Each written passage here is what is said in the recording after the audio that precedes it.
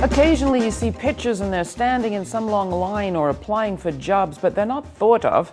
So said GRITtv guest Edrie Irvine recently, speaking about unemployed people just like her. It's not just the unemployed we don't tend to see on U.S. television. Take public workers. They're in the news every day, but it's not actually them. It's people talking about them. Politicians, pundits, and propagandists targeting them for cuts and layoffs.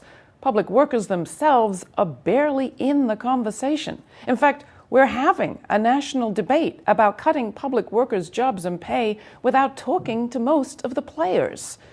There may be an anonymous source here or there sharing a convenient anecdote about how selfish and overpaid their fellows are. But apart from that, we're letting a very small few decide who gets paid and who doesn't. And Americans who are neither public workers nor politicians are in a fix. We're supposed to decide which wars or budgets or taxes to support without ever hearing from, let alone getting to know, people who are actually affected most by our decisions. It's not just the news either. When reality shows showcase real housewives of rich counties, when was the last time you saw a working-class family in a sitcom? When talking immigration, FAIR, the Media Watch group, found in 2009 that Arizona anti-immigrant Sheriff Joe Arpaio had been interviewed on TV 21 times, compared to only 2 interviews with anyone actually affected by his policies.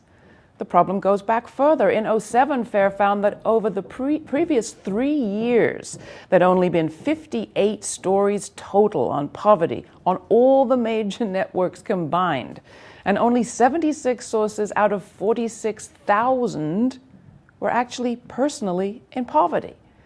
While Republicans bluster about destroying the Obama agenda, they've quietly walked away from their promise to roll back government spending by $100 billion, because they know that those cuts will actually hit their constituents and come with angry phone calls and letters.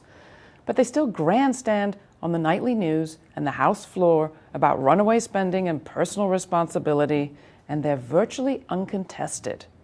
American history is filled with people having to fight to be seen and heard. Now the great mass of working people are being muted and made invisible. Anyone want to create a new channel out there?